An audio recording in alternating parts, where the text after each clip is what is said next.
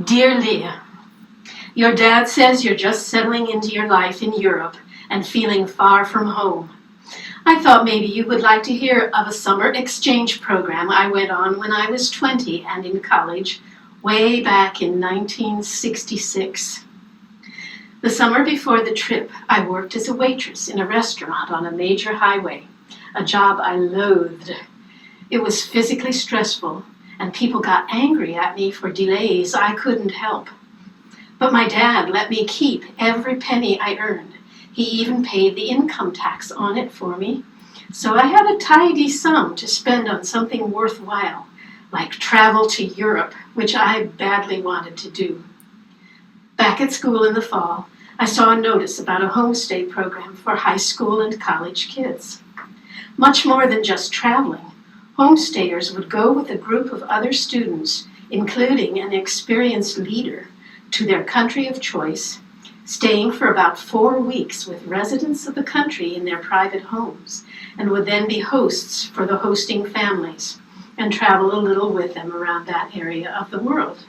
It sounded good to me, and I had just the right amount of money to do it. I applied for Switzerland and England, but just in case the popularity of European destinations might shut me out, I also applied for Peru, a place my dad always wanted to visit, and Israel, which interested me since I had just read Exodus by Leon Uris. I even wrote the required letter to a potential family in both my languages, native English and college Spanish. I think it was that Spanish letter that gave me the edge, because I was accepted, and not to Europe. I was going to Peru. Oh, it was exciting but scary. Peru was such a different place, and my Spanish seemed suddenly very skimpy.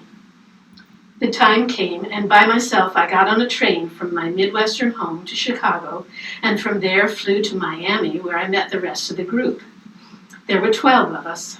We had a couple of days orientation in the Miami midsummer heat, and then we all boarded a flight to Lima.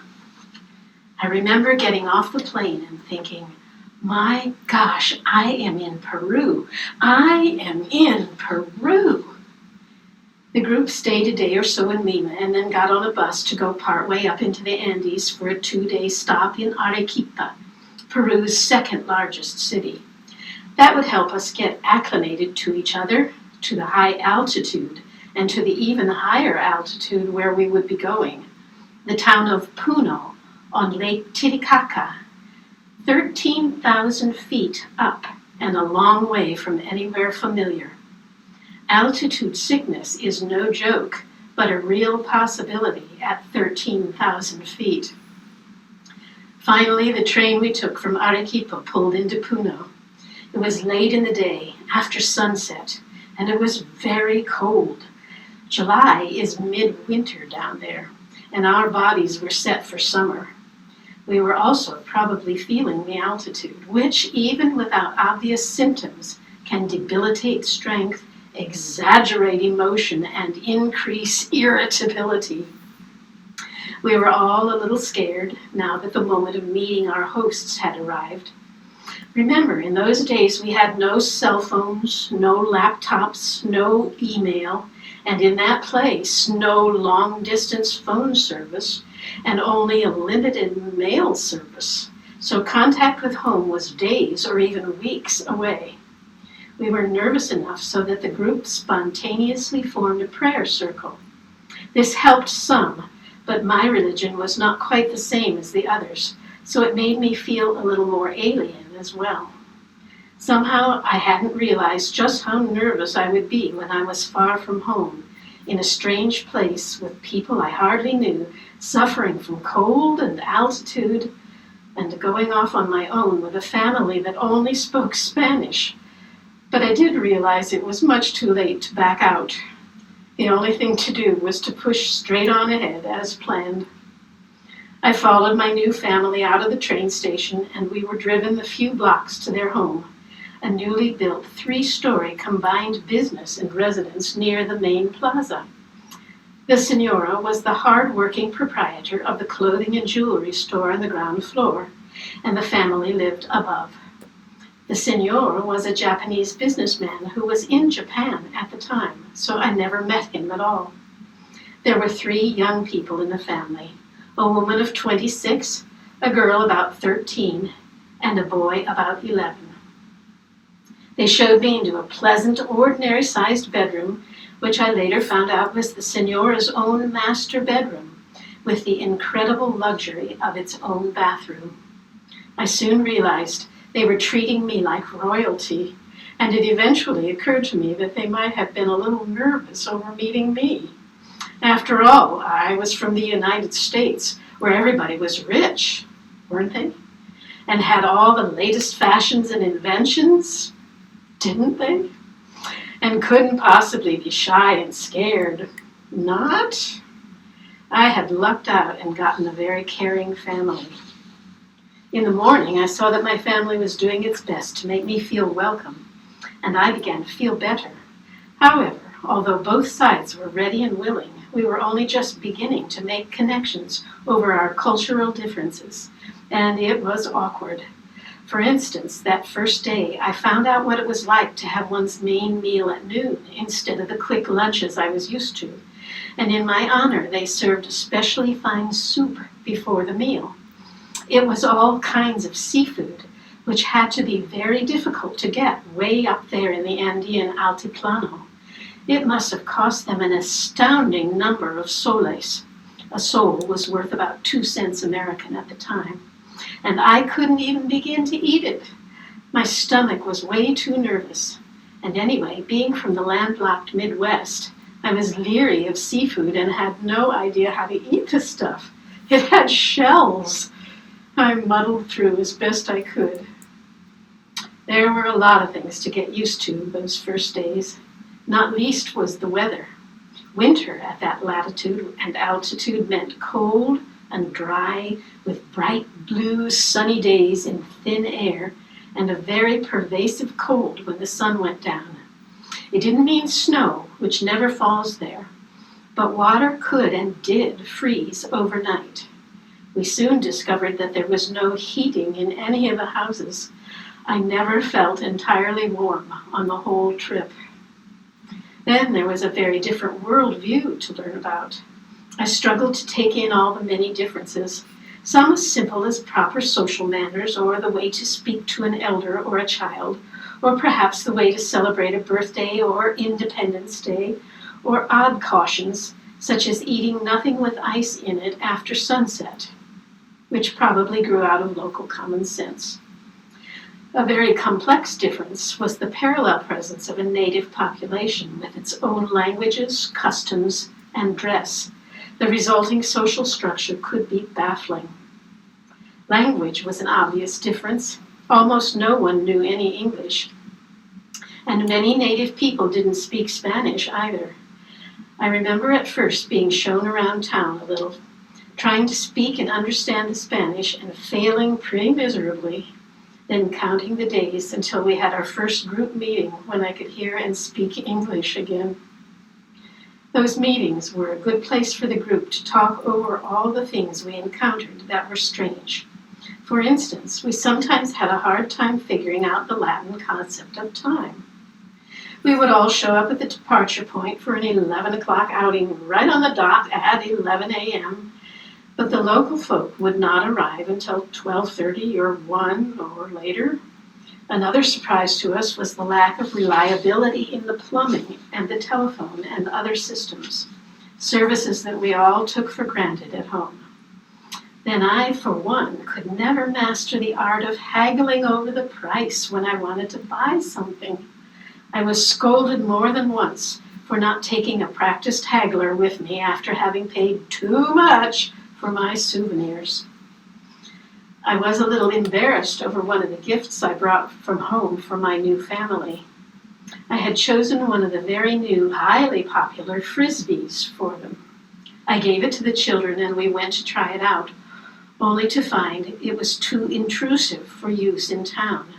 There wasn't enough open space in the streets or on the plaza to be able to throw it with a little twist that made it fun to fly, and the kids were puzzled as to what the odd thing was for. Eventually, though, we all settled in and began to enjoy the whole experience.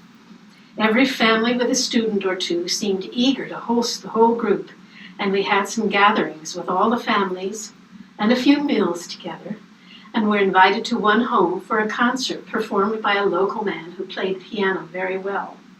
He wore half gloves with the fingertips left open to keep his hands warm enough to play, but to let his fingers feel the keys. We were invited to a roasted meat picnic on one of the family's finca, a sort of ranch or farm. We went to a native fair in a nearby town and haggled for souvenirs that not many foreigners ever have a chance to buy. We visited Inca ruins and marveled over the builders' engineering abilities. We got on small boats and went out to visit the man-made floating reed islands on which the Uros Indians have lived since fleeing a conquering army centuries ago. Somewhere I picked up a little pamphlet that said, Aprenda a hablar Quechua y Aymara, or Learn to speak Quechua and Aymara. They were the two local major native languages. I still have the pamphlet, but I still can't speak either language. I was given a tour of the maids' quarters in our house. There were 2 live-in servants, a cook and a housemaid, who had a steep spiral metal staircase directly from the second-floor kitchen to their rooftop rooms. I felt sorry that they had to work as servants, but these 2 ladies were treated very well by the standards of the time and place. They were in an amiable family with comfortable, if steep, living arrangements, and got 1 Sunday a month off. When I was there, they were very excited to be going to a native all-day celebration on that Sunday. I struggled to understand this alien class system without judging too harshly, realizing there were many aspects of it about which I knew nothing. Later, I tried baking an angel food cake for the family with the patient cooks standing by watching the visitor use up all her eggs.